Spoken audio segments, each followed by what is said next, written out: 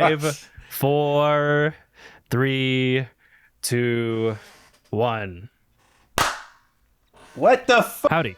This is a three-way Q&A of Masked Man, Scamboli Reviews, and myself, where we talk about what it's like to make videos on YouTube. I figured it'd be a good idea to make one of these because we've known each other for quite a while now, and we all happen to get asked the exact same questions about how we got started, who inspired us, and what the experience of that has been like. So in my mind, I felt like this video would be a good chance to talk about that, and then never get asked about it again. The first half is us talking about what it was like to start out on YouTube, and then the second half is us answering your questions that we made on a community post. Enjoy. Okay, guys, we might as well just start off by getting this taken care of. Okay. Who is responsible for the sheer amount of gay sex comments that I got under my community post? Hold on. Now, hold on, because I know where this is going to go. Okay, and we're not going to do this. This isn't how we're going to start it off. I'm just saying. I have a lot of alt accounts. No, there's look. I mean, we mentioned this before the call, but like I can see when it's somebody's first time ever commenting on my channel, and I swear to God, like 80 of them are just like, are you a top? Are you a bottom? How big is it? Does it jiggle? What are your thoughts on feet? Like I have never, like all the questions that I always get are like, what editing software do you use? Or can you read blank? So I just like before... Like, I just want to ask which one of you is responsible for this, because I know it's not me. Well, I just want to read a couple that I can see. I don't even have to scroll down. I can just see, does it clap? And then response to that one, or jiggle, that has 4 likes. What color is it? That's 6. And I'm sure I could find much more. I hate the ones that are like, does it stretch? Because that gives like a visual. I mean, look, I think that we should all just, do the right thing and equally spread the blame. All right. There isn't one person responsible for this. All right. It's just, no, we're not doing this. One of us is not like the others. One of us is not like the two others. That's all I'll say. Well, okay, look, I don't know what it is with me where wherever I go, sexual connotation follows. I didn't do anything to deserve it. All right. Masked. My dear friend, how did you get started on YouTube? So I was in an editing class. So it was like my 4th one in high school because I had like a shit ton of electives my senior year, and for some reason they wouldn't just let me leave early. I don't know why, they were just adamant about it. And me and my friends, we were always kind of like goofing off in class. We had a really cool teacher, but despite us always like kind of fucking around, we always finished first. And not like a bit, like we would finish 2 weeks before everyone else. And I took a lot of charge and initiative when it came to that. And one of my buddies was like, yo, you should like do the YouTube thing. And even the teacher was like, yeah, go for it. And I remember just sitting there when I made the channel, and I thought about the potential of what it could be, and then how much I would hate years down the line looking back and be like, fuck, I didn't try it. So that pretty much is what led me to it. It wasn't something that I really wanted to do. The only YouTube I watched was really like sports stuff, so it's not like I really had an inspiration growing up until like a year before I started the channel. So it was just something that I felt I wanted to try and then not regret never doing it. So that's pretty much what led me to it. What year are you guys at? It's like 5 or 6 by now, right? Yeah, I was 2019. I think it's 6, yeah.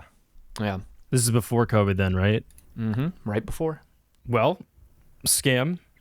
Yeah, so I've known from a very young age that... Oh, no. Why are you guys letting this guy talk? He's retarded. Hi, I don't do many interviews, and as I answered here, I began to hope someone with a long cane would snatch me off the stage. That didn't happen, so let current me answer for past me while I take you back to kindergarten. This could have been made up, might be a dream, but I swear there was a morning that I was supposed to go to school, but to my mom's surprise, I told her, in little kid speak, "Mother, I'm not going to school. It sucks and is gay. With a keen eye, you may have noticed my Spider-Man backpack. It's full of essential items and zaboomafoo. I'm running away." Her expression did not change at all. It's as if she knew I was going to say this. She just stared at me and said, "Okay." I think I was out there for like 55 seconds before I folded. This attitude around school did not change as I got older, and while I stopped trying to run away, I had this lingering dissatisfaction that grew over time. I wanted to be a comedian, and they don't really need to know algebra. They just need to know Joe Rogan. Or suck the correct penis. And as more time passed, I realized that I would not be a comedian. You gotta have some nuts to do stand-up. Imagine you finish a set and a stranger comes up to you to say, "You have an ugly mind. What the fuck am I supposed to do with that?" Around middle school, I was watching YouTube daily. Dudes like Game Grumps, MWN, Vanos, The Rad Brad, Scene Enters. Hi, Dubs. Change of plans. I'm doing YouTube. So fast forward a few years, and one day something has me so pissed off, I'm staring into my ceiling until like 4 a.m. I looked like a SpongeBob close-up, thinking and thinking and thinking until something snapped. Yeah, I guess I'll start the channel now. I had a decent microphone and years of being a weeb under my belt, but I was not very good at writing jokes. You know what makes my balls itch? That brings us here with my good friends Alex and the Masked Man. I once asked Alex like a few months ago if we were officially friends yet, and he told me no. So this is where he is at with this. I'm going to hand you back to him now. Intermission over. I feel like what's crazy is that both of you guys, when you talk about having made your channels, there just did not sound like there was going to be any other idea other than YouTube working out. So I just cannot I cannot picture myself getting into making my first video and just being like, oh, okay, this will figure itself out. Like, was there really no other option down the line? Like, if it wasn't stand up? I mean, at least in my case, I at that time I had just gone to like a soccer tournament 2 years before in Spain, and the organization behind that had a United States based academy over there in Spain. And so my plan was actually, because I graduated early, the next year, because my age would line up, I was going to go overseas. Eventually COVID happened and completely fucked me over when it came to that. So for years, ever since I was like 12, 13, I wanted to be a professional soccer player. That was my dream. That's what I wanted to do. So I was like, oh, well, I could do this YouTube thing while I train. And then when I go overseas, when I'm not training and going on games, I can continue the YouTube thing, and hopefully that works out, be some good side money. But like, I did have a goal of hitting 200,000 subscribers in 2 years, which I did hit. There was that aspect of delusion, but it definitely wasn't my main thing. And in fact, there was a period of time where I had to like accept that my pursuit of a soccer career was over, and I kind of hated doing YouTube for that entire year. So like, it wasn't like, in my case at least, it wasn't like I didn't have any other plans. I just did it because I don't know, something took over me, and I was like, I don't want to not try it. So it was either professional soccer or do YouTube full time. Mm-hmm. That was it. Was there a third option? No, I was very adamant about never going to college. I was like, I'm going to do everything in my willpower, because that's not where my passion was. And my parents were very big on that when I was growing up. They were like, we're never going to force you to have a career, because then we don't want you to reach an old age and be like, I never got to live my life because my parents wanted this out of me. And I think they also saw that whatever I was passionate about, I was pretty hard working at, so they allowed me the room and the time. Again, I graduated early. I graduated like a year and a half younger than most people graduate. So I had time. Mm-hmm. Yeah, because I skipped second grade when I was a kid. So I had time, you know. Now, if I was in my, you know, if I had already graduated college, and now we're having a different discussion, you know what I mean? Yeah. It's a different pressure. What about you, Scam, Alex? was there anything other than YouTube or stand up? Nope.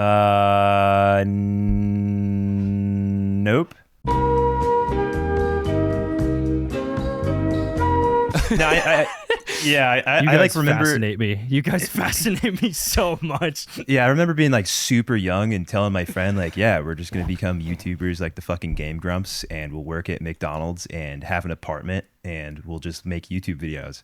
And as we got older, I was the only one that still gave a fuck about that sort of thing. And so as I got older, that's what I did. I mean, here, I'll give my little spiel, and then I'll ask, like, at what point did it start making sense for you to keep going on with the thing? But I'll say that I started off during COVID. I think, like, it's 2025 now, so I must have started at 2022 when I first started reading manga. And then during COVID, I just remember coming across, I think it was like Mask's like top 100 manga video. I don't know if it was 50 or 100, but it was just like a long list of manga, and I used that as a reference of like shit to read. And then by the end of that video, I was like, oh, I could kind of like, I think I had seen one of your videos and like a couple of scams, and I was like, oh, I could try doing this someday. And then I never did. And then a year later was when I made my first ever video, which I think was on Claymore, because I just like, I don't know. I don't know how long it took for you guys to start like deciding that you wanted to give it a go to try making videos, but it took me a really long time. Like I think I was still playing college water polo for a good bit, and halfway into that season I was just having like a mental combustion, and I just opened up a Google Doc one day and I started writing a script about Claymore because I had just read that, and then that just led me to making my first video. And then as I started making videos, I didn't really know like what kinds of ones I wanted to make until, I don't know if you guys have seen these, but that same year, it was like Nakey Jakey's The Last of Us video, and then Eye Patch Wolf's like his Garfield video essay. I think once I saw both of those, that's when I was like, okay, I think I can kind of imagine what type of stuff I would want to make down the line. But I guess that leads me to the other thing I wanted to ask you guys. Like, at what point did it like start making sense for you guys to keep going? Did you see people like start watching your stuff right away, or was it like years as they went by? You know, believe it or not, I was actually a weekly uploader. Yeah, for 6 months, I had a fucking very consistent upload schedule, and it was to like no people. Ironically, like when I had no one watching me, it was like super easy to make a weekly video. And, you know, I didn't tell anybody about it. I wasn't like promoting my shit anywhere. I think I made like a couple Reddit posts or something. But, you know, besides that, it was like pretty organic. And then like after 6 months, like one video randomly like picked up and fucking went super crazy. And so I was like thinking about what I could use to direct those eyes to another video that I thought could do well. And I think that was like the top 10 manga or whatever. Because, you know, in my head, I was like, oh yeah, top 10s, like those do well. And then it's just like a snowball effect after that. So I went from like 0, I think I had like 100 subs, and it went to like 100,000 in like a month. And it was the like top 10 manga one. No, I think it started with I did like a No Game No Life video. I was like, what happened to No Game No Life? And then yeah, for whatever reason that one picked up. And then I went to like top 10 manga, and then I went on to, you know, whatever I thought was like either controversial or, you know, people would be interested in. What's the most fucked up thing I can say immediately after gaining this following? Yeah, I'm pretty sure the Black People in Anime video was like very, very close to that time period. Yeah. So it was just like immediately followed up by controversy. Yeah, pretty much. Yeah. Nice. Mast, do you remember what was your thing that gave you your initial blow up? Man, it's messed up because I'm trying to remember really hard. So at the time, early on, I was like, I did videos particularly just on Naruto. And what I think a lot of people may not entirely know is that the time I was reading and reviewing stuff, like I had just read it. Like these weren't thoughts that had like a lot of time to marinate and be well thought out. Like I just turned on a mic and went.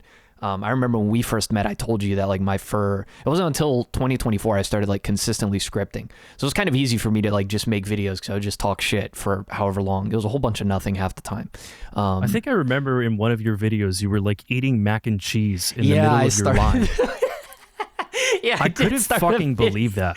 Like that was like the same time period where I was I was already beginning on my arc of spending like 3 to 4 months on a video, and then you were just like, yeah, so like I was thinking yeah, I folded clothes to start off one of the videos. I turned on the mic and then I just fucked off to do laundry while like yelling at the mic. But no, early on I remember a couple months in, I got into Berserk, and I noticed that a lot of the channels that were around at the time, there were only a few like Berserk YouTubers at the time, and they were all like channels that it was very clear that these were people that were long time fans, which was dope. I loved them. Inspired, Boofire, Zagodhand, you know, those guys. Shout out to them. Alexander Soul, Yeah, of like course. they had done like fantastic videos. And me and Real Life Ryan kind of popped up at around the same time. And my whole thing was I thought it'd be cool to have maybe some videos that were easy for people who were new fans to get into, because that's what I wanted. And so I did like a Berserk timeline video that sucked, but it blew up. And then I followed it up immediately when it started gaining traction with another one. So Berserk was kind of like my first big break, but then the video that like really, really blew up and then allowed me to transition into other things was the beauty of the angry character. Because then it became evident to me that I shouldn't just stick with Berserk, because there's only so many topics, you know what I mean? Like, and thank God I did that, because the channel would have been dead a long time ago. But then I realized, like, there are a lot of manga out there with very dedicated followings, but yet a lot of the channels at the time just wouldn't really talk about. And so I was just kind of like, oh, I don't know. Like, I entered the space as somebody who wasn't really a big anime and manga fan. And I partially think that's why it was able to work out. Because I don't know, it was just sort of like, hey, I like this, here's why, here. I think that was even my appeal when I started watching you guys, because when I was in high school, I remember I was watching a bunch of like Giguk and Mother's Basement, and there's like one other dude, but I don't recall his name. But to me, I thought like anime, well, I thought manga was like out of the question. There was not ever going to be a thing that I was going to read. Like, you guys know like the original One Punch Man comic, what that looked like? Yeah. I just assumed when somebody would say like, oh, I read the manga, it was just that. It was like the digital web comic version of like the lore of what happens, and there was just like pictures to go along with it. So I was like an anime only type of guy. But I felt like in order to talk about anime, you had to be about it. You had to be like very, very much about it, or be like very well researched. Yeah, like a sweat, deep analysis, and you needed to have been like, you needed to have like devoted a significant amount of time having watched a lot of it and thought a lot about it. And I felt like when I saw your guys' video, I was like, oh, this is like a way more, this is more my type of tempo of what I would be into. And I think like down the line, I was like, I could even go as far as to say like, I would love to give this a go and see if I could do it.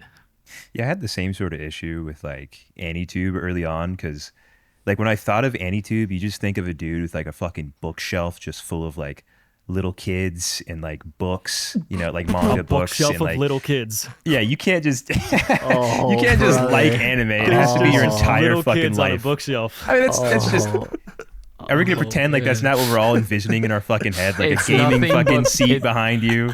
It is You nothing know, like but made in posters. Abyss volumes. All Yeah, made in Abyss exactly. volume. Well, I just want to say I'm picturing like physical little kids. Like I'm just picturing there's a guy with a room. He can't get Hey, that's past between you and little your kids. therapist. He can't get past it. That's between you and God, Alex. I hate how like immediately you tried to make sense of what he said. And like, yeah, right, made in Abyss, like volume. He covers, knows of what I course. mean. You Of imagine course. physical Of children, you course, sick of bastard. course, that's what I was referring to. Scam Yeah. continue. But like with gaming YouTubers, they're not like that. You know, it's like they have lives and shit outside of gaming, and that has always been more appeal. Like the Game Grumps. Like I never thought of the Game Grumps as just like, oh yeah, they only sit and fucking play video games. But I feel like with like weeb shit, it's like you have to be fucking in all the way, or that's how it felt like a long time ago. And I think now we're seeing a lot more people that are just like, you know, casuals and like, you know, fakers and tourists like Mass Man who don't really give that much of a Okay. fuck and just come into the medium and just spout their bullshit. All right. Okay. Yeah, people that are just kind of like bandwagoners. Okay. Yeah. All right. People that Okay. hop on trends, you know, and eat macaroni Right, and fold right. clothes for their videos. Do you guys I mean, remember hey. how it felt? Or were you gonna say something, Mass? No. I couldn't think of a rebuttal that could be kept on the recording, so it's fine. It's totally. You can come up with one afterwards. Just send me like the MP3 file, and I'll leave it Gotcha. in to make it seem like you cleverly and stoically Awesome. came up with a response, Thank you. like yeah, off yeah. the cuff. I'll take a shower right after this so that I can yell it at the shampoo yeah, bottle. yeah. Yeah, you can think about it while we're doing that. I was gonna ask, like, do you guys remember how it felt when you had a video go viral for the first time? Huh. I don't know was how to cool. answer this without sounding like a narcissist. You're gonna say you knew. I Yeah, mean, it's like, that's you all the yep. time, so go ahead. Yeah. I remember like looking at this shit and it was like, oh fuck, okay. And then I just went back to uploading Yeah. weekly. Pretty much the same. It was like, it was really, really cool, but my brain, and it's a blessing and a curse kind of, where it just moved on. Okay, what next? Because I was very well aware that, oh, this is neat, but it doesn't really mean anything unless you can like make it a consistent thing. And I think that that's a mix of, caring about sustainability, because, there are a lot of channels that have a hot year and then disappear. But then it's also me not really, still trying to work on like, being good at positive feedback. Cause it's weird, like the brain, like any critique, whatever, like really hyperfixate on that, but some good happened with the channel. It's like, oh, okay, cool. On to the next one. I don't know if you guys feel this way, and I don't know if it's true for you guys. I am a little fortunate that as of recent, some of my videos that have done really well are ones that I'm extremely proud of. But I think it's also like I had other videos that I put a lot more effort into, and yet it was the one that it was just kind of like a fuck it recording that blew up. So I think it was partially that as well. It was just the video that I didn't really, I wouldn't consider it anywhere near my best. It had a really good thumbnail and title.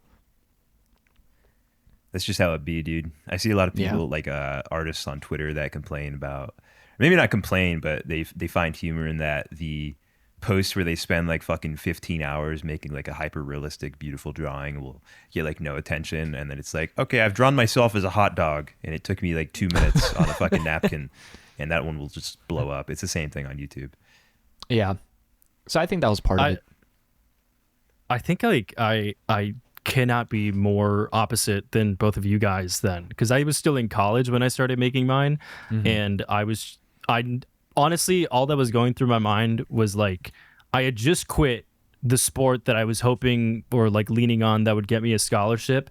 And I figured that I needed to learn some type of skill. And I felt like I could probably try picking up editing at some point. So my only outlet for that was making videos. And then about like, I want to say like 8 months in, I had a video where I was reading like 25 manga recommendations from what people were sending over to me. That video was sitting at like 1,000 for like 2 months, and then it just went to 1 million after that. And I just remember like sitting in the shower overwhelmed with anxiety of being perceived and just being like, what's happening to my body? And I just didn't know how to like register that. And I honestly, I don't even know, I don't remember what I followed up like with that afterwards, but there was like a good period of time where I was just like stuck in the twilight zone of just being like, I cannot handle the amount of people that have input about what I do and say right now. Huh. Well, it also took me a fuckload of time to hit 1 million. Like that's also like a different scale than what I was working with too. Do you It took remember how long it took? It took me like, I don't know, I think like a year. But it took you 2 months until your first video made 1 million views? Is that what you're saying? No. Like I was a couple months in, and then I posted something just like nonchalant. Like I genuinely, it was kind of like what Matt said. Like I put no thought into it. I just finished making a video of like reading shit that people recommended to me. Nothing happened. Like it just did the same as other ones. Like it was at like 1,000. And then I think after like a month or two, it just went to like, I don't know, definitely it was like 700,000 to 1 million, somewhere in there. And I just couldn't register that. Like every fight or flight instinct went off, and I physically couldn't process that. It took me so long to start working on a video again. Huh. Wow. I think at the time for me, when my video blew up, I remember, okay, what happened was I had a string of videos that started blowing up, and it was like 200K after 200K after 200K, like just in a row. And then I got hit with some very unfair copyright strikes because Japan doesn't seem to understand free use or fair use. Free use is a sexual fantasy, actually. I think Japan knows full well about free use. Yeah, Freudian slip. Anyways. Yeah, your mind was somewhere else. Yeah, I was just me and Scam met up recently, and so, but besides the point. No, but it was genuinely like it took him a second, but Yeah, no, the like delayed Discord reaction. I like had I had all that happen. So I couldn't really enjoy my initial blow up success because immediately my channel was about to get deleted. It was genuinely like I got put in the cuck chair for a month and I had to rebuild the momentum again, which was extremely annoying.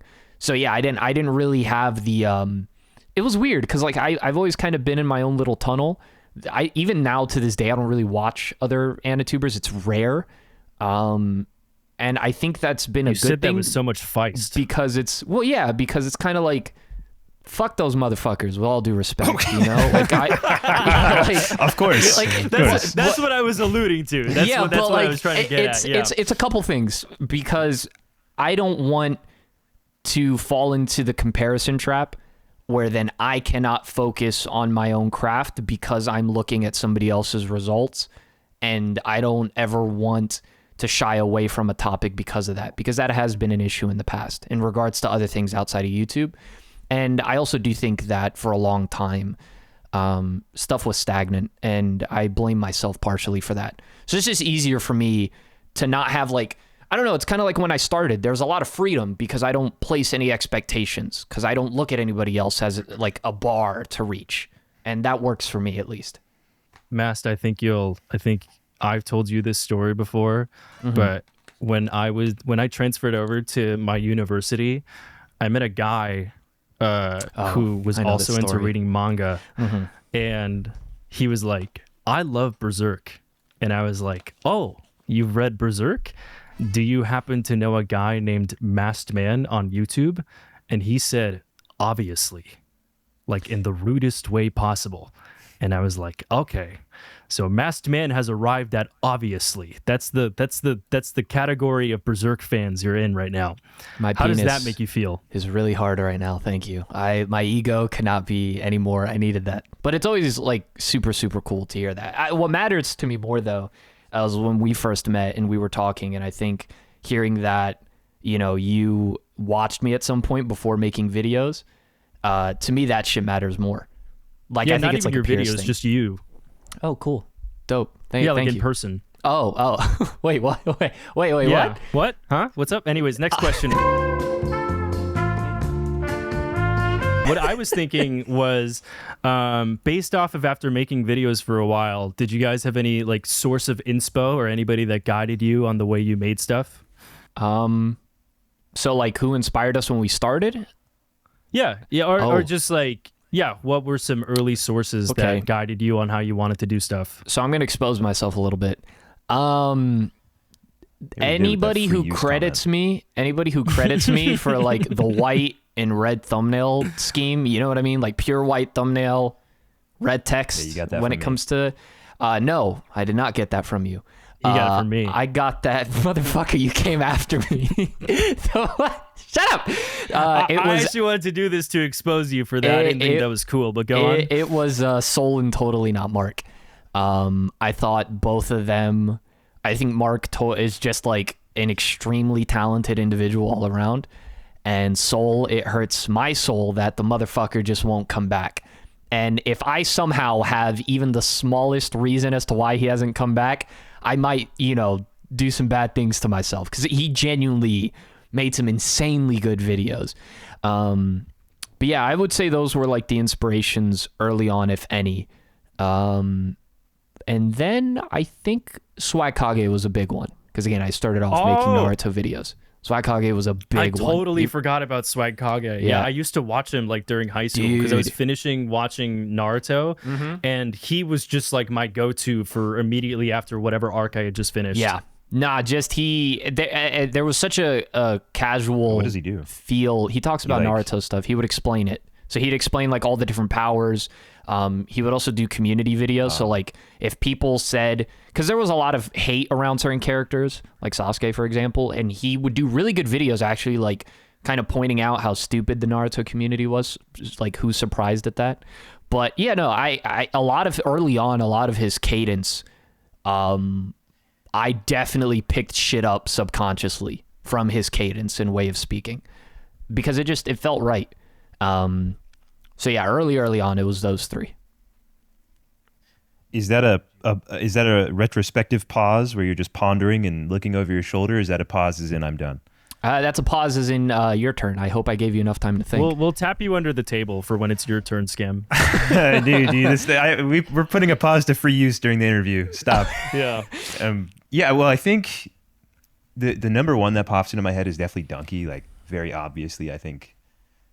I don't know. I think you can tell it kind of bleeds into the videos I make. I think early on, probably Game Grumps is the channel that influenced me the most in my sense of humor, because I was watching them fucking daily at a formulative age, which I think changes anyone and just influences the way they approach content creation.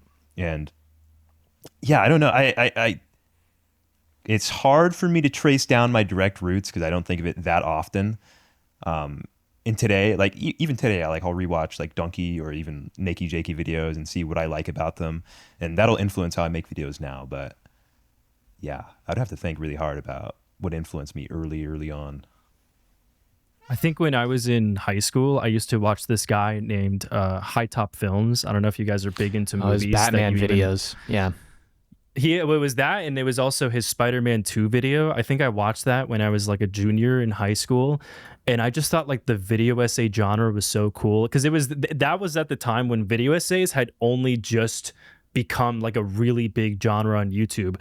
So guys like Nerd Writer, Eye Patch Wolf, and also Captain Christian. I don't know if you guys remember Captain Christian, but like all three of those guys were the video essay dudes. And so like in the back of my mind, I think I always had the thought that I wanted to entertain that idea at some point. I just didn't know when I would get my window to try that. And then I think I tried it. People have heard me mention this like a billion times, but when I was like 18 or 19, I made my first go at trying to make video essays. Like I had a channel where I talked about movies, and one of them was about horror movies, and then the other one was about that Tom Holland Spider-Man Homecoming film. And I made those, and then my friends from my high school started sharing those around. And I remember they were just trying to be good friends. Like I didn't set any boundaries on what I was okay with and what I wasn't. So like it was my fault. But I just remember like one day I got stoned out of my mind. Like I took a bunch of edibles, and then I went to a Walmart with my friend, and this like person working the register, she was like, "Oh, are you Alex?" And I was like, "Yeah." And she was like, "Oh, I love your videos." And I couldn't even muster up the courage to like look at them, like even acknowledge who was saying this to me. You're like I was Chuck just McGill in fucking Better Call Saul in that one scene. I was stealing. I was actually just taking stuff. That's why I was nervous in the first place. But she just, I didn't know how to process that. Like, I think I just wasn't in the right headspace to think about people perceiving me.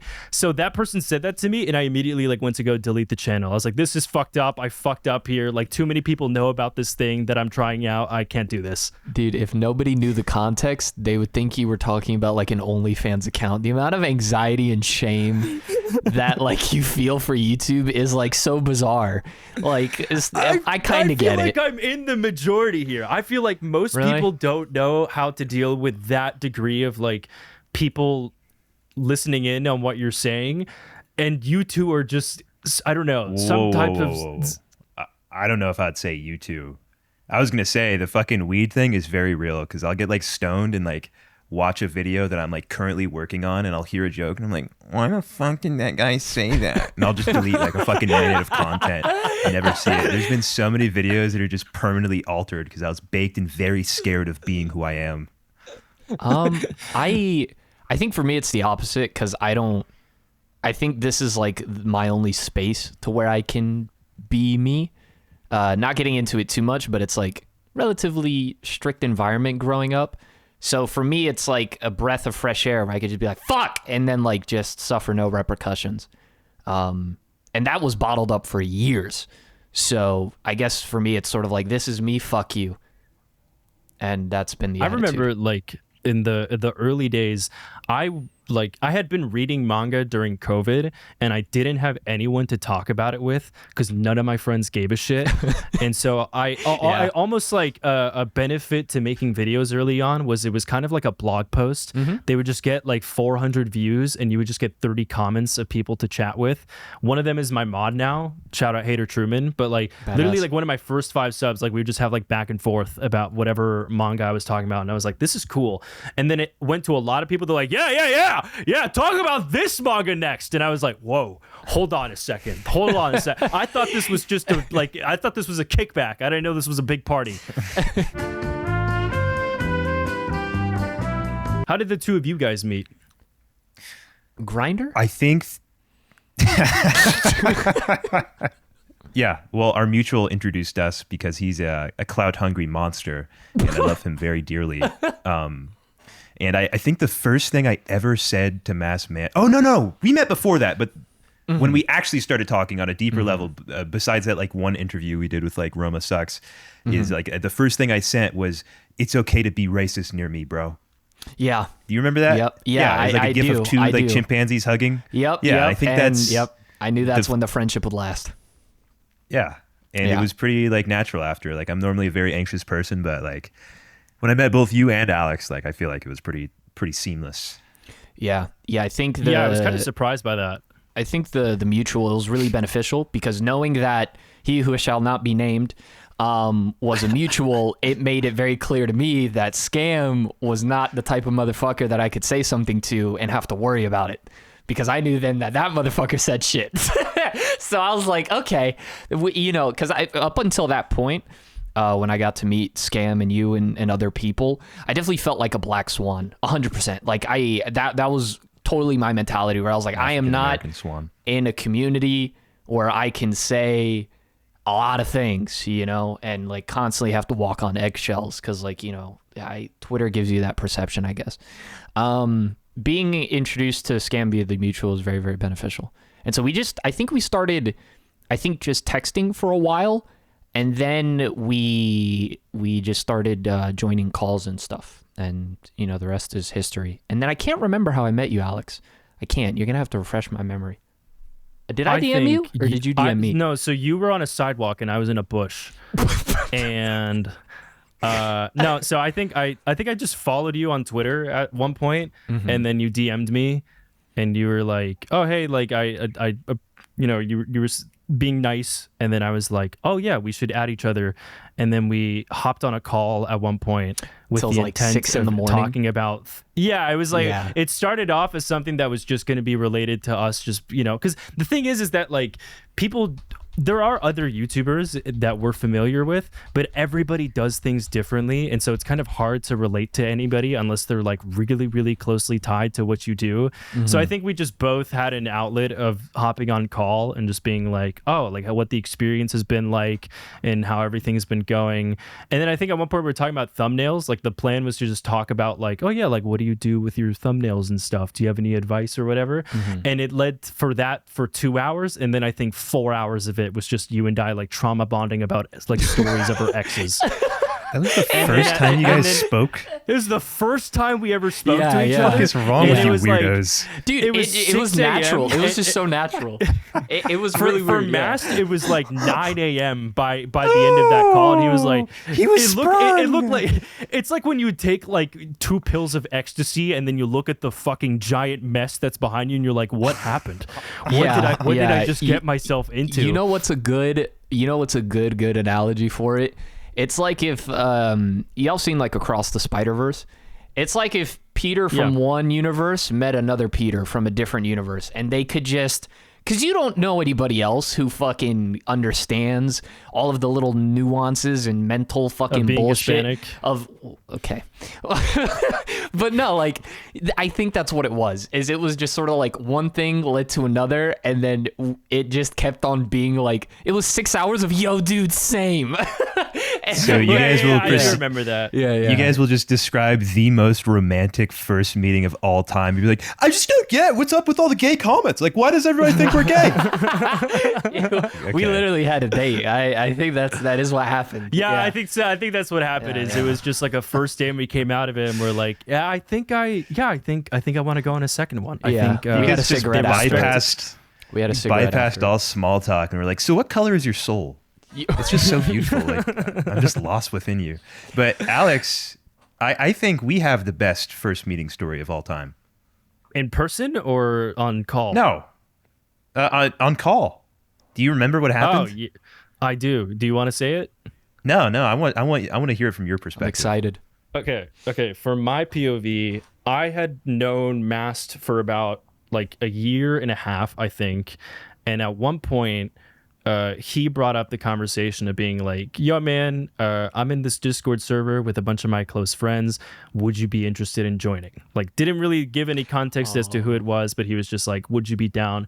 And I was like, I don't really know. Like, it's nothing, like, I don't have an issue with Discord servers, especially because, like, I've been in a bunch with friends, and I've been in a bunch that also were specifically related to YouTube, in a place for, like, YouTubers to talk about YouTube. And I didn't like either of them because it's, like, it's kind of hard to find a blend between the two. Like, if you're in the YouTube server and you make friends, it's hard to, like, talk about work with your friends. Like, that's just like a hard path to cross unless you're with the person in person. So then I just basically flat out said no. And he was like, he was like, I think he just like left the link out there, and you were like, well, if you change your mind, let me know. And so at one point I was just like, I'm not going to be mean. Like, he was kind enough to let me in. I'll see whatever's going on. Cause like, I think you were saying that like everybody was insistent on like, at least like a little bit like, come on, like, let's give Alex a chance here. So then I joined the server, and you guys asked me to hop on VC, and I think it was like Scam, Nox, Juicy, and Mast. All of you guys like you all like muted your mics, and then one of you started streaming, and it was FL Studio, and what I see on my screen is just like a fucking entire song that the Discord server made. Hey Alex, hope you enjoy your stay. That was just like I don't know if it was like off the cuff, but it was like basically a song, like a welcome to Alex song that you all made. And I I think was we had like just 2 hours. Yeah. That took you guys 2 hours? Yeah, I'm pretty sure it was 2 hours between us being informed that you'd probably be joining the server. It was like, we gotta make a song. We gotta make a fucking song for him. we have to play it. I want to fucking like present some of it. Boy, Alex got muscle so big he taking steroids. At some point, I'll like splice it in so that people can hear what the song even sounds like. I'll just put the one where like Nox is like, or no, it's like where Juicy's like, Alex, you're so cute. I heard that you're Cuban. That's so cute. Yeah, I don't know said, any I of heard these that people. you're Cuban. I was like, I don't know how these people know I'm Cuban. I don't know how they made a whole song out of this. Like, I was genuinely baffled. Dude, it freaked me the fuck out because you were apprehensive. From my POV, you were apprehensive about joining the damn thing. So then they get you in a call and basically sex tape the song to you, and I'm sitting there with my heart in my throat like, oh, this motherfucker's gonna DM me like, fuck you, and I'm like, oh man, I was in panic mode. But you loved It's it. like and- bringing back your dude. girlfriend who has like tattoos on her forehead of Anne Frank, and you're like, Mom, Bob, this is the love of my life. That's pretty much what it felt like, yeah. It was a good icebreaker, dude. I mean, if you couldn't tolerate that fucking song, you would not tolerate that environment in general. So No. if you really think about it, it was genius. Thank you, by the way, for Yeah, joining, because it took heat off me, because they were on song number 7 of me, and I was getting a little tired. Can we splice in a fucking cut of us saying something aggressively gay to him in one of the songs? Which one, man? Yeah, well, we have such I'll a make large sure selection. to leave something in, and then the rest of it, yeah, I guess the rest of it was history. We just like we're in that server together. We recently had a trip together, and I was like almost surprised that on our trip together, we all shared the fact that like going into making videos about manga and anime, we all felt like at some point we were severely hated. So there was like a outcast air to like the three of us hanging out. Granted, though, I feel like more so on you guys, because I would imagine you have both probably had videos specifically made about why people dislike you. Oh yeah. I think, yeah, there's one, but outside of that one, that definitely is like just kind of a troll channel that exists. I know there's a lot of tweets. Video, I'm not aware of though, but like, yeah, it definitely is. It is a bit.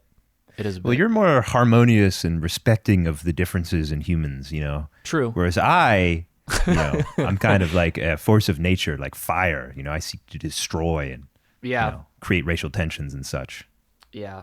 Yeah, I think if there was a Cut way that to out. describe the energy, it immediately takes back the force of nature energy.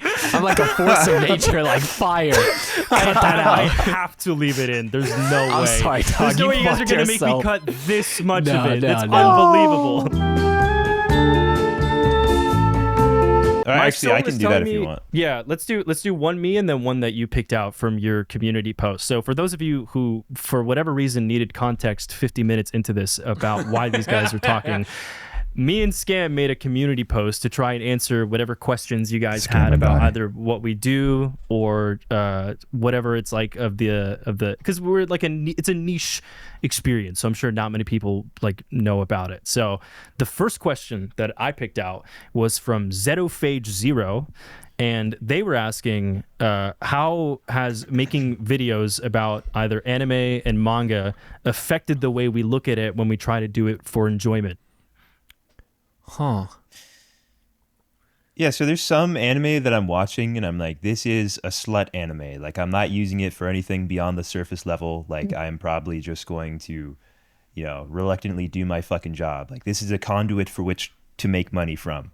You know, that I've watched so much bad, terrible fucking anime that I hate as a result. Yeah, there's definitely like anime that I'll watch that I would not if I didn't have this job. But there's also shit that I like. I think that's enhanced my enjoyment of really good anime that I think is doing something distinct and like different. Like Heavenly Delusion was awesome. Wolf's Rain was awesome. And when I see shit like that, it's very contrasted by the fucking like just buckets of mid and terrible anime that I have to watch every season. Because I do feel like the overwhelming majority of anime is just mid. I've seen this before. I've heard this before. Like it sounds the same. It looks the same, you know, as everything else. And that just makes like the things that stand out that much better.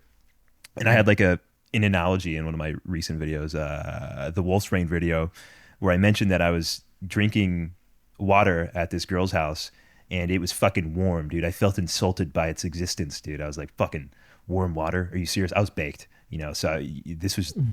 It felt like I was thinking about this warm water for like 30 minutes. It was like 5 seconds. And then I thought, like, she doesn't complain about this warm ass fucking nasty water. Like, what's up with that? And then when I dropped some ice cubes inside, I realized that, like, oh, it's warm so that I can enjoy the ice, you know? Like, without the existence of fucking warm, yucky water, I wouldn't enjoy ice water. That would just be the default. That would just be what water is. And it's like the same exact thing with like anime and manga and anything. Like the exceptional shit will always be rare, and it's because it's rare that it matters at all, and then you can derive meaning from it. That was so Shakespearean. It was beautiful. Cut that one out. Cut that one out. Actually, No. Stop making me edit. cut that one out. Cut that one. Dude, all of the editing this motherfucker already has to do. He ain't cutting shit God out. You're damn, fucked. You're I'm in the boned. middle of making a video. You cannot just say things and then regret it immediately afterwards. No, but I think for me it was like starting off, I was so new to it all that I kind of had this mentality of like, I'll worry about the quality of what I do later. It was also kind of cope from my laziness at the time.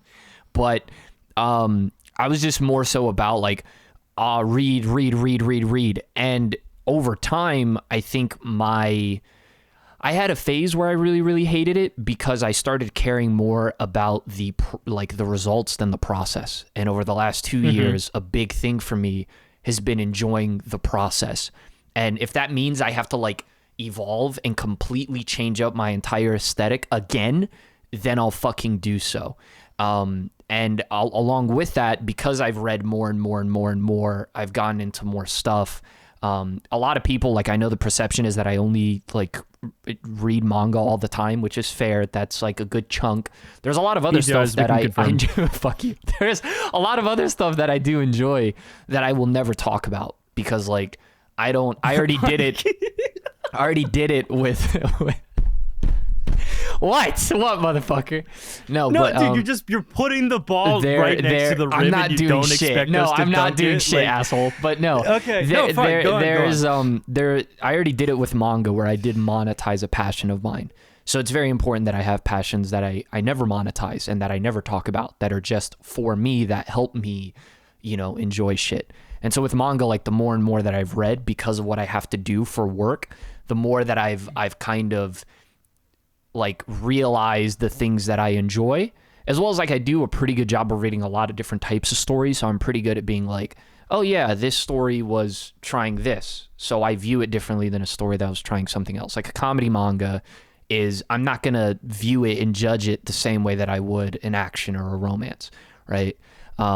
And so I also, like, completely agreeing with what Scam said. When you read so much bullshit that is just the same, and it's really annoying how in a visual medium, people seem not to give a fuck about the visuals, it really does mean a lot when something tries to be different. That doesn't automatically mean it'll be good or it'll be the best, but I can at least appreciate it for trying to take a unique perspective on something. So it's a combination of, like, all of those things. But the big one is focusing more on, like, the process than the results. Like, I rarely try to do videos. Like, the solo leveling one was a rare exception recently, but I legit can't do videos anymore for the most part that are like, oh, I know I'm going to talk about this for views. Like, it's like I need to, like, this needs to be something that means something to me. That's the phase I'm in now. I think a really hard barrier that I had of trying to figure out was, like, learning how to take notes for the stuff that I did want to talk about, because I never really, like, read something with the intent of making a video on it, because then I just find out that I'll usually get very wildly disappointed, and it just puts too much pressure on, like, me as I read it. So I usually just pick stuff that I've already consumed, and then I'll decide what to do with it afterwards. But I had a difficult time remembering, and so I would go back and then read it taking notes, and I just didn't know how to take notes.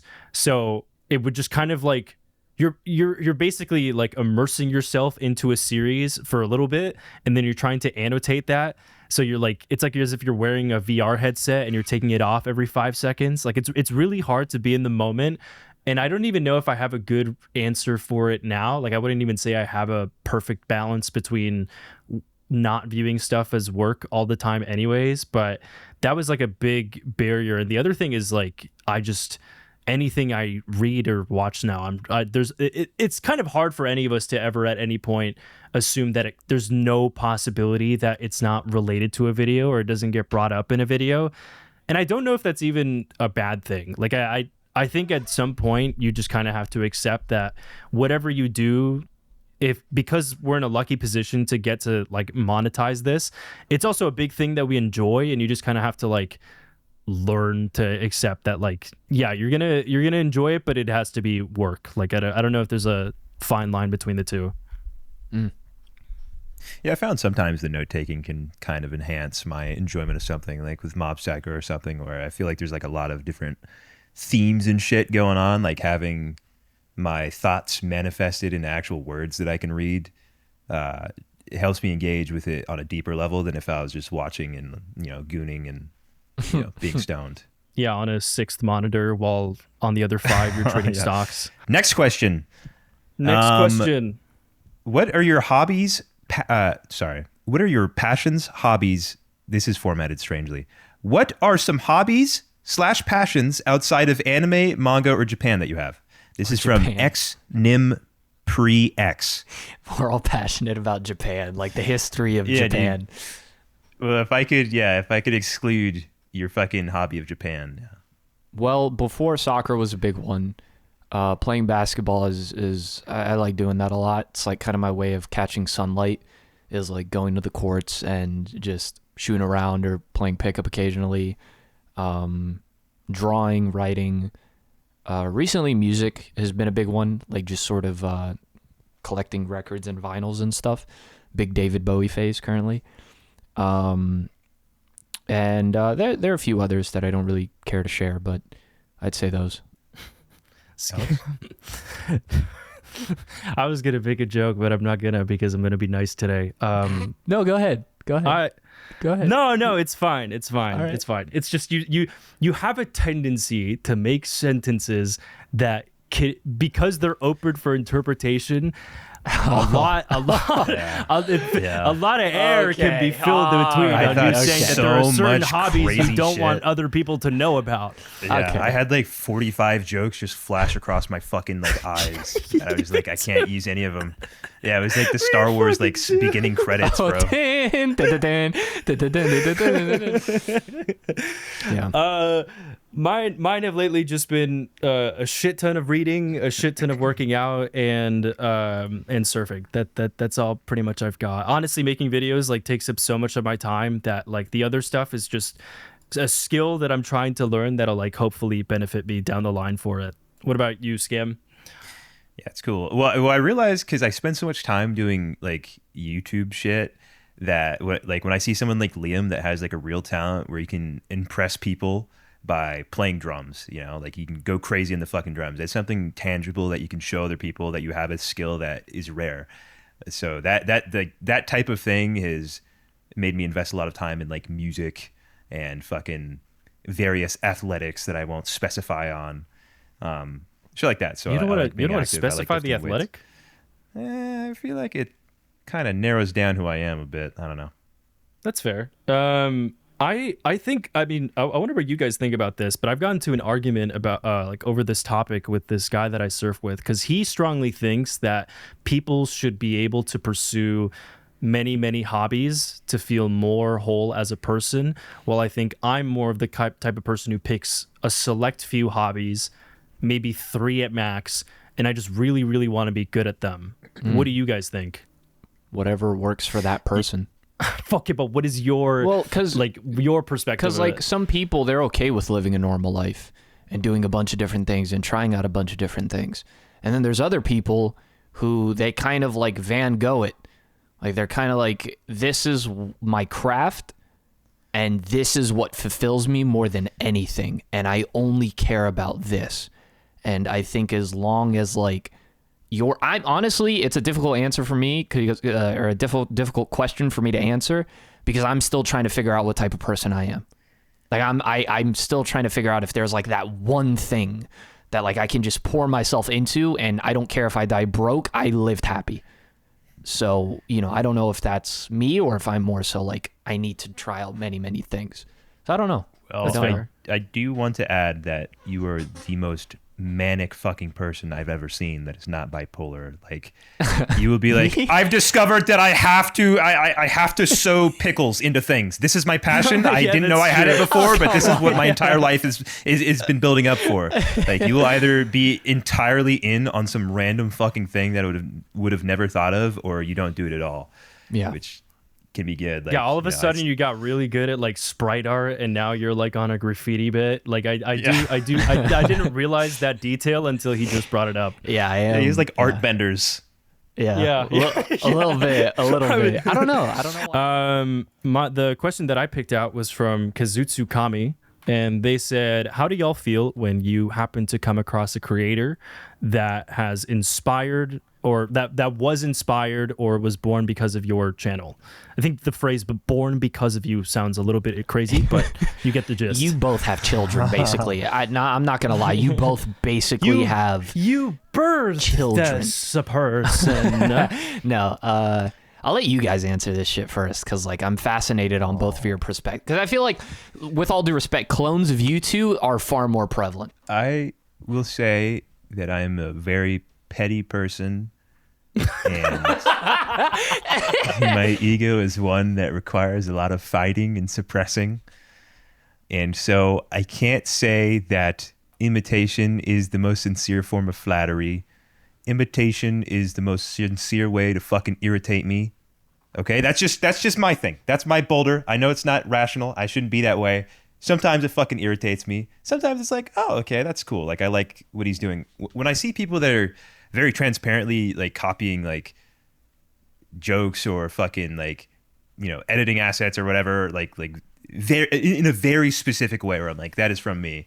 Sometimes I'm like, come on. But I see people do similar things where they will be influenced by me in some way, and I'm like, oh, okay, I can see how he grabbed like an idea from me and interpreted it in his own way, and I think that's artful and cool, you know. So there's definitely a line, but when I see people that are just like, I don't know. I think if you're going to take influence, it's got to be swaggy and artful. That's what I think is cool. If you're not swaggy and artful, then it's just fucking copying, and it comes off as, I don't know, disrespectful. I'm not sure. I feel like we naturally get upset by it just because if you come up with an idea that you believe is like new or like a new angle to something that nobody else has tried before, and then all of a sudden that becomes the thing, I think it's natural for like the initial feeling to be, oh, well, this kind of sucks. Like I spent so much time on this and now like other people are just kind of blatantly copying off of it. But then I feel like the other, like you are right. Like it's not, I don't think it can only feel like flattery, but at the end of the day, it has to mean that you're doing something right. Like I feel like if I ever see somebody who I get the vibe, or like maybe somebody just comes up to me and that they've said that they were like inspired by what I do, or that like you can see somebody who clearly has parallels between what I do and they do. I just kind of, I don't particularly watch it or like seek it out, but I just kind of take it as like, oh, well, this is clearly a thing that's like resonating with other people. Either the like the big thing lately has been like working with Blender. I feel like I'm happy to see that other people have become curious about that software and it's motivated them to want to give it a shot and go at that. My ego initially was like, oh, well, fuck, man. Like, I'm no longer the Blender guy. But honestly, dude, like, my philosophy is like, if it was easy to copy, then it probably like wasn't that hard to do in the first place. I feel like the things that I'm proud of, or like the people that, you know, if somebody tries to copy what you do and it doesn't work out, like that is like the stuff that you can really, really hold on to. And you're like, these are traits about myself that I think will take me far, be it either on YouTube or like on other stuff. But I won't lie when I say like, yeah, I feel like everybody's initial reaction is like, well, this sucks. Like my thumbnail idea got taken, or my aesthetic got taken, or the songs that I use or whatever. But logically, like it's kind of natural to happen, especially because like the bigger you get, the more likely it is to occur. And we were all in those shoes at some point too. Like when I first started off, I think it was very obvious like who I was inspired by. Even like I wouldn't say I really figured out my voice until like 2 years of making videos. So I don't want to. I don't want to create a system where like everything I do is patented or like is, you know, my thing and nobody else can give it a go. Well, I want to say, it doesn't matter what the fuck I think. Just do your own thing. You know what I mean? Like if I can hate it or love it, like people are going to hate or love whatever. So that should not have bearing on, you know, whatever art you output. But I also wanted to say, if we are dwelling in my fucking pettiness and whatever, I think what irritates me is when it's clear that this person has like one influence and that might be me. I think it's very normal, and as an artist, you should be stealing shit from all sorts of things. You should be seeing cool things that you like and fucking grab that, and grab that, you know? But if you're taking from like one fucking guy, that's when it's like, oh, this guy's just ripping this dude. Like this guy is just trying to be PewDiePie or, you know, whatever. Yeah. Yeah, it's like you want like a bucket of stuff. Yeah. But go ahead, Mass. No, I was just gonna say I can't think of the last time it happened like a good amount 2-3 years ago. As of recent though, I'm not gonna lie, because like I'd say 2-3 years ago was a lot of me and more so a lot of Scam. And then the last year, they're all your children, Alex. You have a lot of child support to pay. So it's been a while since I've had to like confront those feelings, but now that you guys are saying them, what I will say though is that since that time has passed, I have gotten in touch with a lot of those people that you could say were inspired by me, or it's very clear to see like the source, right? And I think it came at around a time where I was trying to find value in what I did, because like the money didn't mean shit, the fucking views, the whatever didn't mean Lambos. anything. Like okay, but no, it's like I hated it. And I was like, 10 years from now, 20 years from now, when I'm dead, like, I'm not going to give a fuck. No one's going to give a fuck. But getting in touch with people who are like, yo, man, I have a career now. Like, I had a really humbling moment with someone in particular who they had reached out for advice. And later on, like a year later, when my channel was struggling really bad, theirs had blown up a lot. And it was like a full circle moment because then I came to them and asked them for advice. And they like returned the kindness. And so it was just a lot of moments like that around a similar time period where I kind of got some flowers and it felt like, oh, okay, like I can have some pride in what I do. Like this has affected people and has changed some of their lives for the better because they felt inspired and took initiative to believe in themselves and their own voice and find it. And I was a jumping board for that. But I totally agree and understand the pettiness. Like, oh wait, actually, recently you sent me a thumbnail or a title. It was like some isekai villain one scam. Yeah. And I looked at it and I was like, And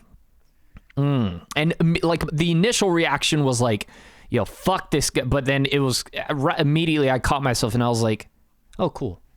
Badass. Yeah. Yeah, it's literally just the struggle against the fucking ego because like people that do that, like 100%. It's rarely like malicious. It's rarely ever malicious. Like there's been very few people who are like, oh, this guy's just a fucking dickhead. Yeah. You know, we all have our influence or whatever, and some people are just less tactful with, you know, divorcing themselves from their influences or whatever. I was also going to say it's the only smaller fucked channels. up it is plagiarism. Oh, yeah. Yeah, 100%. My fault. I was just going to say that I also think it's smaller channels too sometimes. Like I'll go and check the channel and all their previous videos had like 1,000 views and they started like 3 months ago. And it's like, you know, they're so new to it, but not to excuse it, but you know what I mean? It's like, I don't think even they were expecting for that to be the video that really, really blew up maybe. So like you said, it's catching yourself to be like, this isn't malicious. Sorry, Alex, you were going to say? No, I'm totally on the same page. Like I think it's a lot of new people, and like people should keep doing it because I think all of us, everybody benefits by just contributing to it. I think like the world of making videos on anime and manga has definitely shifted a lot since COVID, and it's a good thing to see more people give a go at it because then I think we benefit, and also like it helps people evolve. Yeah, like, if any of us reach a point where we feel like what we're doing is not unique anymore, then that also forces people to change themselves up and to figure out like, okay, well, what do I have to do now to like start innovating? I think it's a good cue, but I know we're like cramped on time, so I'll let Scam go to the next question. What anime or manga gave you the most important life lesson that you have learned today? This is from Mr. Blind MXB. Mass, you lead the way and I'll think. There are a lot of manga that I cover specifically because of their life lessons. Vagabond is an easy go-to, and I admit this in a video of mine that is going to be coming out, that sometimes I talk about videos because they're almost like therapy sessions for me, where I get to delve into a topic of some emotion I'm struggling with. So there's a Vagabond video I did, specifically the farm arc. And at the time I was dealing with a lot of anxiousness and understanding where that anxiousness came from. And it's nothing unique to Vagabond, but it was my gateway into the idea of kind of being like water and just kind of like being okay and understanding that we as human beings are designed to adapt.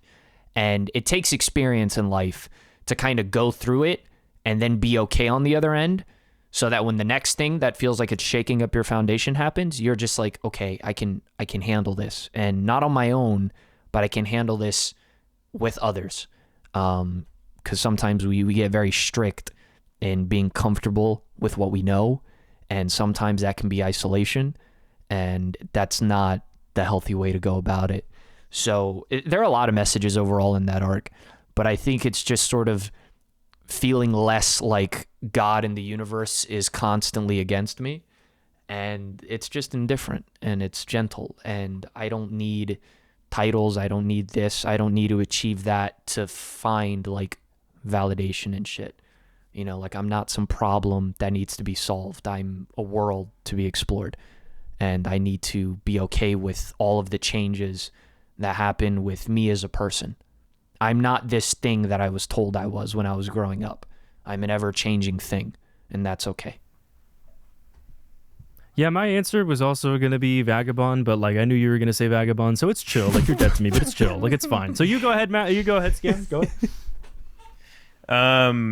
I think Saikyo Denetsu Kurosawa is the thing that's left me with the biggest fucking I don't know, the biggest lesson that I apply to my everyday life. Because there's this like frame of him where he's about to fight like this group of people, and he knows he's about to get jumped and probably have his shit rocked, and he's scared shitless, and everybody's like, dude, like, are you gonna run away? Like, what's going on? He's like, no, to be honest, like I thought of running away. I was very scared. I'm gonna stay and do it anyway. And so like he goes to like this fight that he's scheduled to get jumped at, and he like fucking is extremely scared, and there's this frame of him just like putting his fists up, and he's like decided then and there that he's gonna fight anyway. And so that's like one thing I struggle a lot with is social anxiety, and just going out and like doing very simple shit, or have struggled with in the past historically. And I like read that manga, and I was like, oh, so it's like okay to be fucking terrified of things and just send it anyway. And so I've signed up for like sports and shit, and I've been putting myself in very uncomfortable situations, and have realized that I have the capacity to be very charismatic. Like I'm not awkward. Like these are things that I had built up in my head or whatever, and all I had to do was accept that I'm going to be scared, and that's totally normal. What makes you cool as fuck is if you're scared and you can move forward anyway. Mm-hmm. So that's a thing I think about a lot. I remember we were on call one time and you were talking about how like you were on the treadmill at the gym thinking about the possibility of fist bumping someone after a hard session. And then you're like, I'm going to do it. I'm going to fucking do it. Like I got to do it at some point. Like I think there are bits of moments every now and then where I realize that like we decide things purely because it sounds so terrifying that like you might as well just commit to the thing afterwards anyways. You know what's funny? I've been doing that lately, and literally fucking yesterday I was on like the elliptical with some chick for like half an hour. Really? Yeah. I was on I was like dying or whatever, and she was like there the entire time. And I was like, this chick did a good fucking job. And after I was done, I went, and I fucking stuck my fist out, and like she was reluctant for a second. I was like, good job. And then when she realized I wasn't hitting on her, like her face lit up, dude. She was like super excited. And I was like, fuck yeah. Well, that's why I fucking, pushed through and did the fist bump. I've only ever done that once. Like I was at a squat rack and the guy next to me hit 3 plates for 2. And I was like, I think I was like 19 or 20 at the time. So 3 plates was my goal back then. And I saw him do that, and I gave him a fist bump, but I think he was still like creatined and pre-worked out like the fuck up. So he just like gave me the most aggressive fist bump and had like bloodshot eyes. I bet that was a high for him, but for me, I was just like, okay, well, we might not ever do that one again. I don't know. Should I give my little, my manga that I was thinking and cooking of while you and Masterman were talking? Go ahead. Yeah, sorry if you hear this, by the way, my mic keeps disconnecting. That's why I do it. So my bad. Well, I was gonna say Vagabond, but it's also like a lot of the lessons you learn are written directly from it. So I'll pick a fun, quirky little answer and say that a lot of people know this, obviously, but like I personally was obsessed the first time that I read Chainsaw Man. Mostly, I mean, I loved the plot, but like a lot of what was affecting me personally at the time was just the existence of Tatsuki Fujimoto and the way he thought about stuff. Maybe at that point in my life, I was feeling really insecure, and I was also making videos. Or no, I wasn't making videos during that time.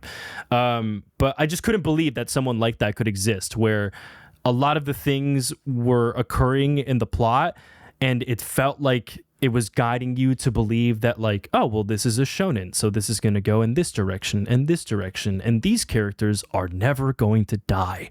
And about like 16 chapters in, he's just like, eat a dick. And he just says that over and over again for like 90 chapters straight. He's like, oh, sorry, did you think I was going to do something? Go fuck yourself. Like I'm just going to take things in the weirdest route possible just because I feel like it. And I was really inspired by that. I think that kind of became the catalyst for me to be like, oh, I really want to try making videos, and I want to give it a go to like one day figure out a way to like talk about this thing. But we can go into the next question. Any last? comments? I just want to quickly shoot out in case we don't have enough time, so we don't have to double back on this or anything. What editing software do you use? Do you employ editors? Are there any freelancers working with you? Yeah, I have the dopest editor in the world. His name is Knox. The guy is like, he just understands me, which is really, really cool because, and again, no slight to any of the other editors I've worked with. They've all been professional. They've been sick as well. But Knox, it's like I don't even have to tell him some things. He just gets it.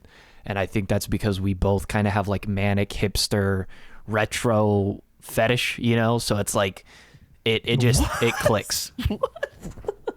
Yeah, like we both love like retro shit. Like it's just like manic retro hipster aesthetic. That's awesome. I've never heard that combination of words. Anything after like 2005 is lame. No, obviously not, but that is kind of the, you know, so he's dope.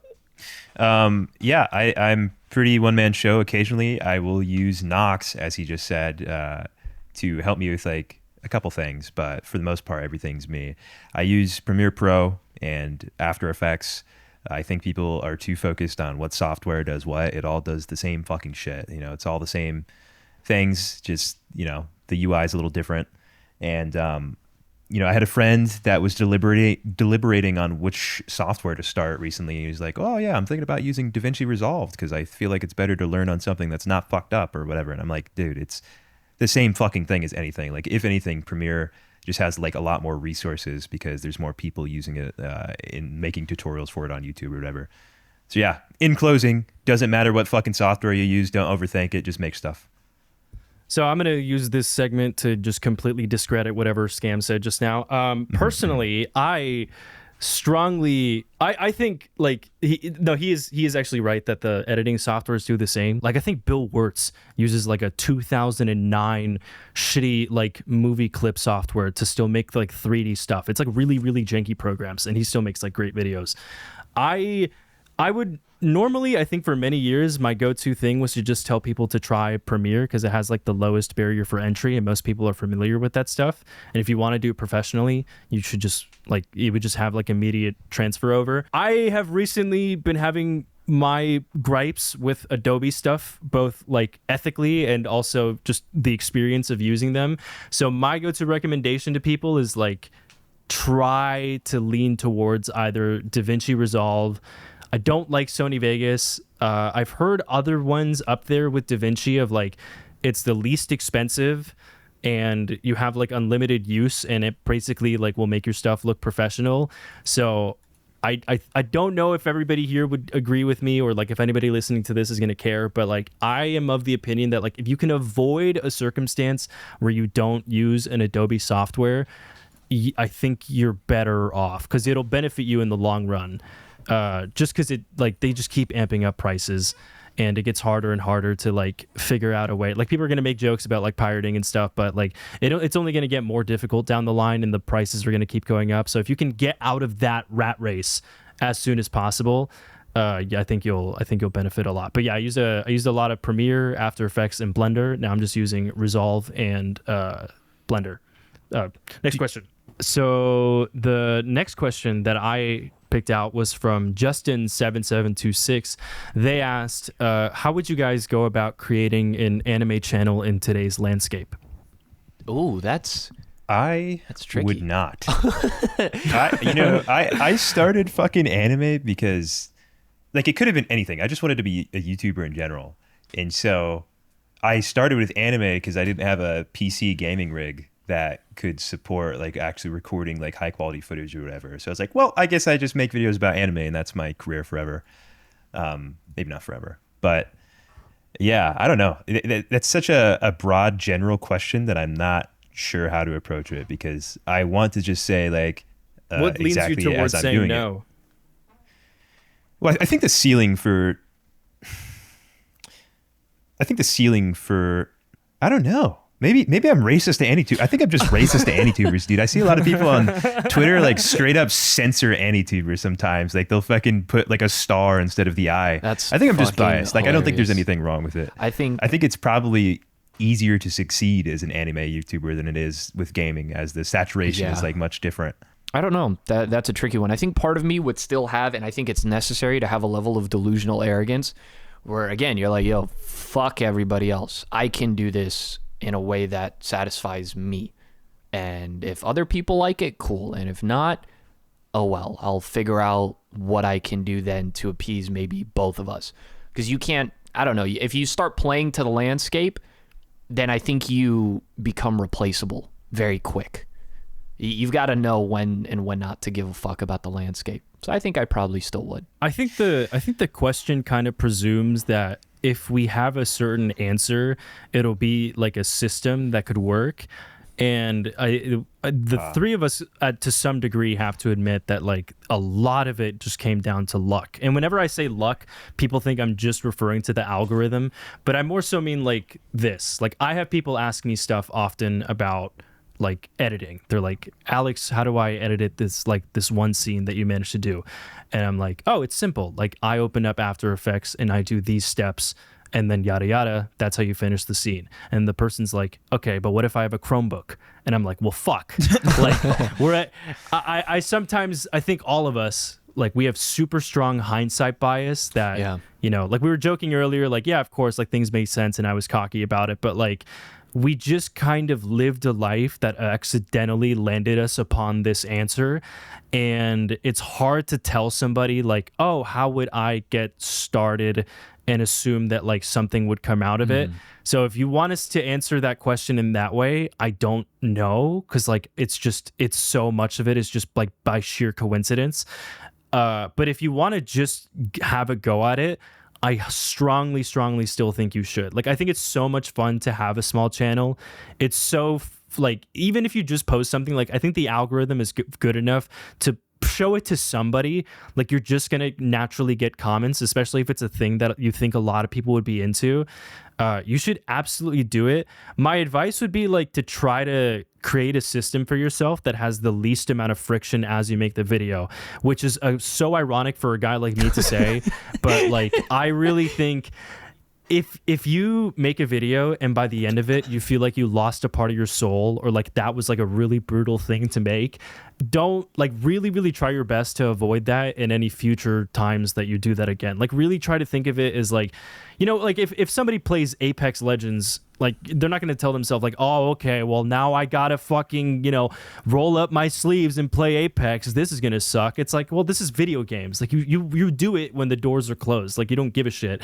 I think if you can figure that out early on, it'll help you a lot down the line. Because if there's a world where it does work out, you're like, oh, sick, like this thing that I just kind of do naturally, I can just do that like for money now. Like that's awesome. Like that's a crazy like fortunate circumstance to be in.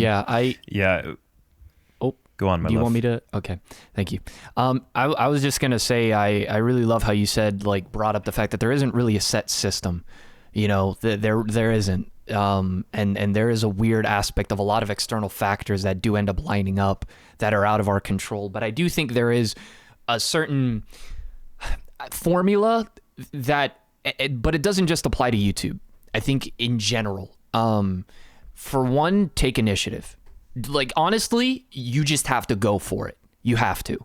And it doesn't, like, everybody has different paths as to how much time it might take for it to be something that is quote unquote successful, or however you perceive success.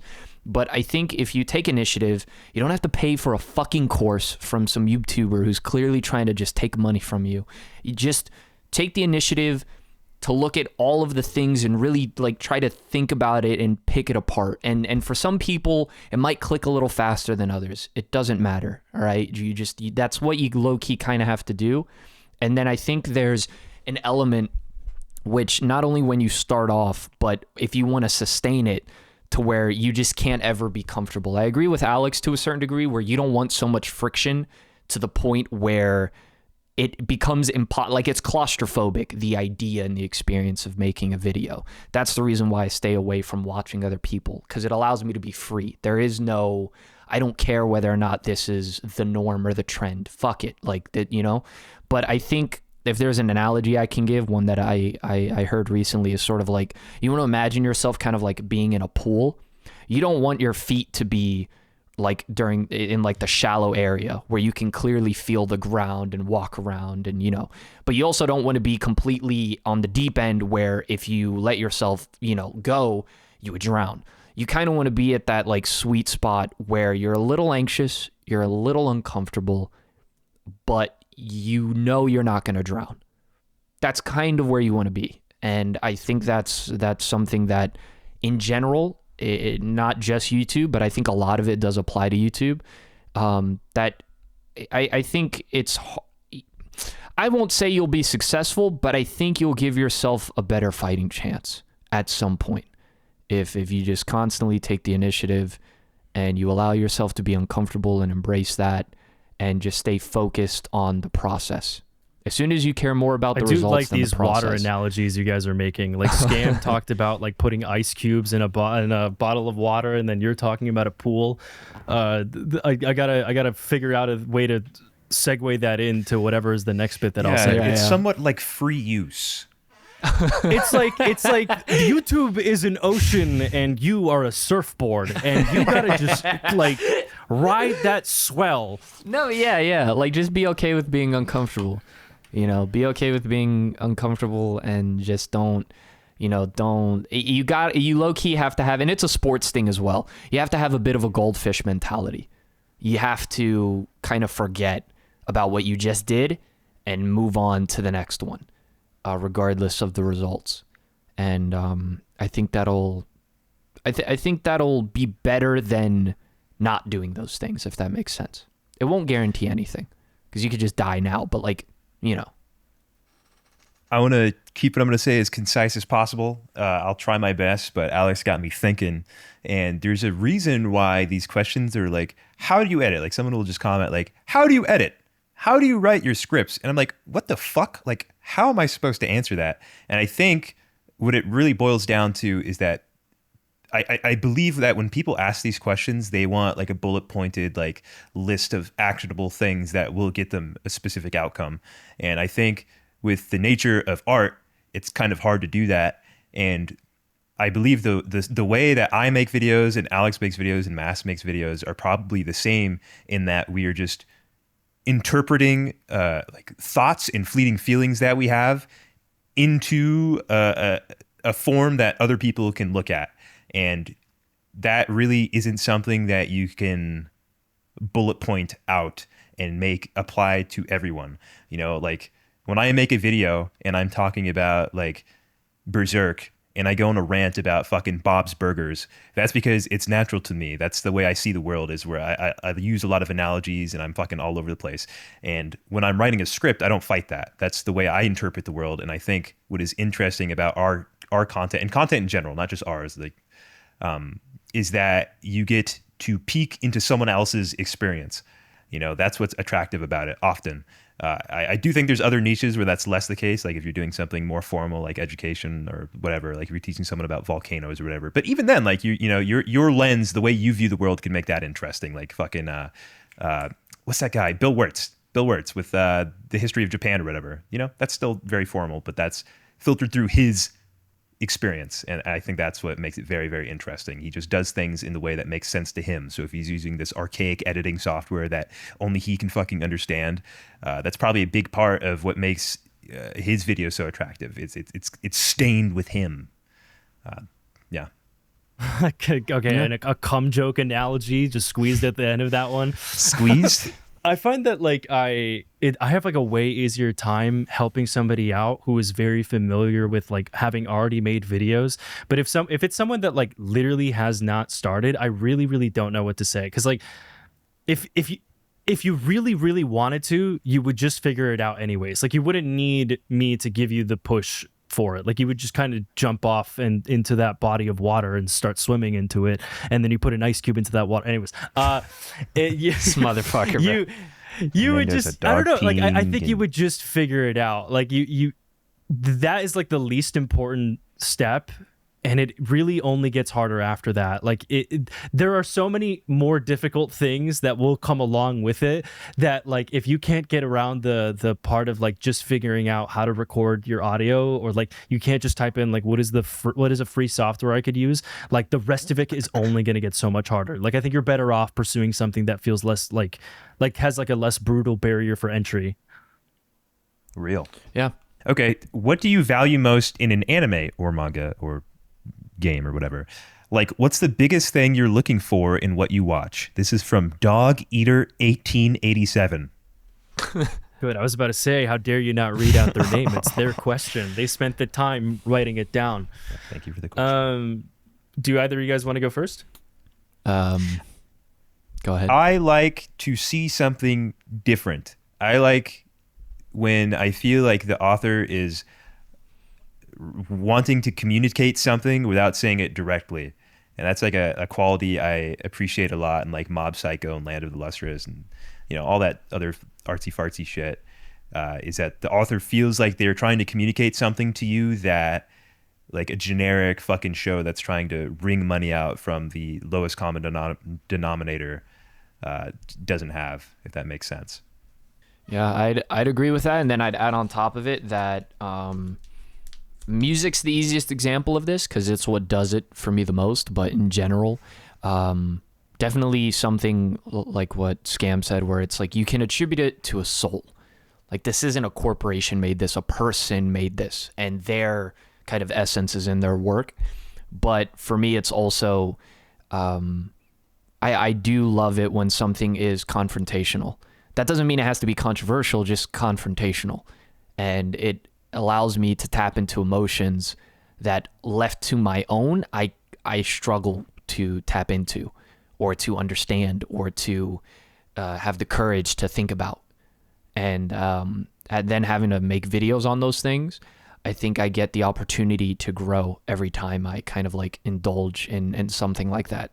So I think that means a lot. Because now I'm not just reading something or watching something to check it off a list and be like, oh, I consume media bullshit. Like, it's like, no, this influenced me as a human being. And I want other people to check this out because I hope it can do something for them as well. There's almost like a way to answer both of the questions, because like, okay, so someone earlier was asking if there's a pattern of like anime fans transitioning to reading manga more often than anime. Baseless Phoenix. I think like what a lot of people usually seem to want out of an anime is that like the appeal to a manga is that it's the work of an author, like, and it's so much of them. There's an editor involved, and there are other people that are trying to make it digestible, but it's one of the few mediums where it's so much you can just get like out of a person. Like Tatsuki Fujimoto's manga is his manga. Nobody else like gave in their input on whatever vision he wanted out of that story. And Inoue is the same, Urasawa is the same, Inio Asano is the same. Like when you want something from them, it's because you like specifically want it from that person. And I feel like when a studio company decides to adapt a series, there has to be like a purpose to it. Like it's like what you guys said earlier, like you want that voice to still be clear and distinct. Like you want to make it obvious that like this was a thing by that person and we didn't like change things up like in the plot, or we decided to make it look entirely different from what its original material looked like. But there's also the element of like, it had to have been adapted for a reason. Like there has to be a reason why this thing was made other than we turned these manga panels into like a stop motion or like an animation thing. And I think in that case, it's like, it also has to come onto the studio to have made a lot of decisions that are like, we're not just taking a specific panel, we're like bringing these events into life, or we're, it's like the JJK Shibuya arc. The manga, like a lot of those were just one single panel and then text that was saying that those specific events were happening. But the animation would make like one of those panels sit for 2 minutes. Like it would make it a moment rather than just like a thing you're thinking about. And I think in those cases, I'm like, that's awesome. Like that's really something special. I know like there are obviously a bunch of discretions of why animes usually fall apart. And a lot of it just comes down to the fact that, like Scam said, it's like it's the lowest common denominator of just like, what is is the least amount of money we can spend in the quickest amount of time to be able to produce this one thing. And it's very rigorous and it's very brutal. But in the cases where it does turn out good, like it is something, it's like almost a miracle. Like that's why I think a lot of people hold on so dearly to really, really good anime, because it's like the possibility of that happening was so unlikely. Yeah. I would sort of disagree about what makes manga more appealing than anime, though. Like you kind of mentioned that like you can get into the soul of the author, and for me, my tolerance for slop is infinitely higher in manga. I don't think there's less slop in manga at all. I think there's more even. There's just so much shit where I see the same fucking characters and the same plot, and the same guy gets killed, and he's like, oh, I have like a lot of power, and I have a harem, and here's a little girl in the harem. And, you know, I've seen this at least fucking 5 million times. But I like that I can dictate the pacing, and I like that I can enter immersion at will. And, you know, it's not barred off by like an animation studio that fucking, you know, is stretching things out for as long as possible or didn't get the funding to make shit look good. Like Record of Ragnarok is like the perfect example. Oh boy. Where it's like, okay, so you're losing content from the manga, which is like definitely an aspect, but it also looks like shit. The pacing is fucking terrible. It doesn't sound very good. When I read a manga, it's like those things are all in my mind. So like if I'm not immersed, like that's almost my fucking fault sometimes, because like Mob Psycho doesn't have like the greatest art in the manga, but I'm very immersed in that and I can hear the panels, you know what I mean? I will say to add on. Oh yeah, go ahead. My fault. I was just gonna say quickly, I think it's also interesting how we all engage with manga differently, because I was like watching Nox stream himself read Shamo. And I was like, bro, you're not gonna fucking like look at the frames, like you've seen enough. And he's like, what? They're not talking there. And it was just like, you know, a sequence of events. Like you could hear the sequence of events if you like actually gave a fuck about the art. You know, you could hear it and see it and be there. But he's just like, what? Like they're not saying anything. And he would scroll down and spend like hella long on a panel where someone's saying like, and then like the next panel's what? And like blah, blah, blah. And it's like so strange, but everybody has their own way that they engage with manga. I think it's definitely, I think both of you are correct in the sense that I think what Alex was saying definitely more correct than the other, to, but yeah. what Alex was saying definitely pertained to good manga. And because, you know, to Scam's point, unfortunately, not all manga are good. And it is what it is. But I do think there is an element where I think a lot of people shift to manga because anime, I don't want to say it's easier for an anime to let you down. I think anime just let more people down faster because it's more mainstream. And so it's like then when people's introduction is anime, I think it typically will be, they have to deal with stuff like viral. season 2 taking years to come out and then being dog shit. Or it does come out, but it took so long that people didn't have the patience anymore and decided to catch up. Stuff like, you know, studios dropping anime and just it disappearing. So then people are like, oh, the rest of the story, right? Anime original endings, bad adaptations. There are so many things an anime can do to like push someone to just check out the source material. And I think there are a lot of elements to manga that make it accessible in its own way, like the pacing and stuff that you mentioned. And then of course there are ways manga that's like a can big disappoint. reason why it blew up during COVID, don't you think? Like part of the success that comes along with your channel, since it was and is majority manga, like I was one of those people during COVID who like really, really badly wanted to see that stuff come to life, because so many animes got canceled and like so many series got dropped during that time. So like manga became an outlet to see like the extension of that thing where we last left off. But go on. No, that very well could be a good factor for it. But yeah, I think, you know, when now manga disappointing is a whole other conversation, you know, but like I'm sure there were millions of people who all those years they waited for the next season of Attack on Titan said fuck this and just went with the manga because they caught a glimpse maybe of a spoiler. Especially if you're active on social media with anime, you cannot avoid spoilers. You just can't. Good fucking luck if you're active. So I think there's so many factors that would just eventually push a person towards manga. Fellas, are we ready to answer the last and final question perfectly on cue? Woohoo! Yeah! Okay. The last question. Should I read it out? Should I read the gist of like what they're trying to get at? Whatever you think is most dramatic and entertaining. Okay. Remember the I'll username. read specifically what I'll read specifically what they're saying. Okay. So on my community post, I got a comment from Indecisive Dom who asked, "Dear Scam, Mast, and Alex, even if you're having fun in life doing whatever it is you're doing, I suppose, is that enough? Should you feel obligated to achieve more, to try more things, to feel more deeply? Is it okay to be yourself even when you could be more than that? Can true fulfillment come from being or from becoming? Who wants to take their stab at this mountain first?" Yeah, you can go fuck yourself, dude. Someone else has got to tackle Indecisive Dom's query. Well, I guess I'll do it. Fuck it.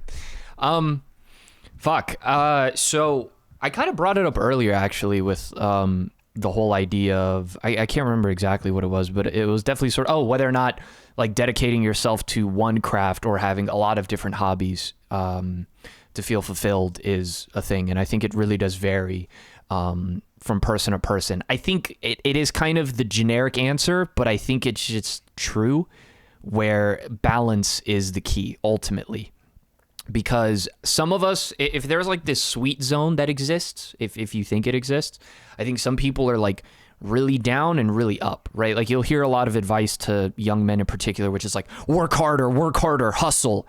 And there definitely are guys that need to hear that. But there are some guys that need to hear, hey man, calm the fuck down. And I found myself in the calm the fuck down state. So if so much of your like perception of self, so much of your time is about what you accomplish, about being more, about and a lot of that ultimately does come from a lot of insecurity, admittedly, where you constantly feel like you have to be more because you're never enough. You do need to calm down a little bit and be okay with just existing.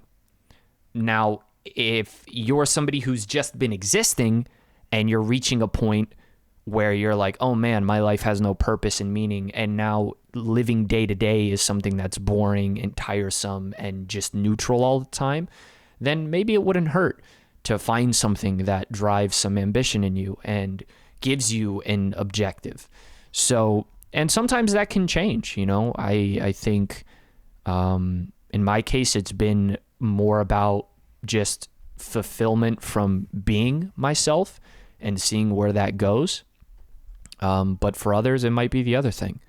So I think it just kind of depends on where you're at and not, you know, like how many successful people do you see, right? Like Mike Tyson, I think Ronaldo, I think any music artist you want to bring up, and they have these super insane successful careers, but then they look back on their life during that time where they were at their most popular, and they don't view it as magnificent as they once did. Now it's about being a father. Now it's about enjoying and being okay with being themselves. So sometimes you just got to kind of like go through it, I guess. Follow your ambition and what you want to become and all that until it burns you out, and then learn how to grow from there and just be okay without it. That's my answer. Yeah, well, it's important to acknowledge that I am merely a jit myself. You know, I'm quite young. And so I'm not speaking from a position of knowledge, but one of intuition, okay? Because I don't know what the fuck's going on, okay? My intuition leads me to believe that this is something that we're going to be fighting with for the rest of our lives. Yeah, I think you can be very satisfied with your, like, I've had periods of my life where I've been very happy with where I'm at and content. And that's not separate from being hardworking. Like, you could be hardworking and on top of like a lot of shit and be content. But I was sort of blinded to things that I was atrophying in other ways. Like, I was happy with this, so I wasn't thinking that, oh, I'm losing this aspect of my life or whatever. Like, if you're spending a lot of time on work, you know, you're losing time with people. Whereas, you know, as I age, you know, I'm starting to realize where my values lie and how I've spent my time in a way that I would say isn't conducive to being closest to the things I value, if that makes sense. So I think there's always just going to be a fight of, am I doing enough, blah, blah, blah, blah, blah, blah. And you have to be able to be mindful and accept where you are and not think about things that don't exist. At the same time, you do need to figure out where your values are and how your daily actions are playing into that. Like, okay, am I fat? And do I want to do I value health? Do I value long-term health and fucking playing with my kids and all that sort of stuff? So yeah, I don't really have an answer. I don't know if I'll ever have an answer. That's just what I think right now. Well, don't worry, fellas. I have the answer.